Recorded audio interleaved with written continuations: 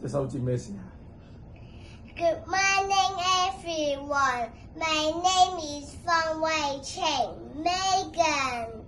Today, I am going to read The Alien by Julie Holder.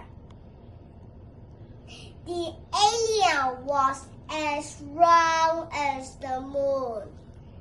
5 legs he had, and his ears played a tune. His hair was pink, and his knees were green.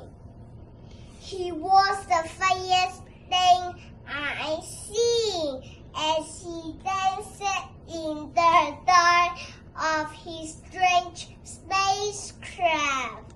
He looked at me and laughed and laughed. Thank you, everyone.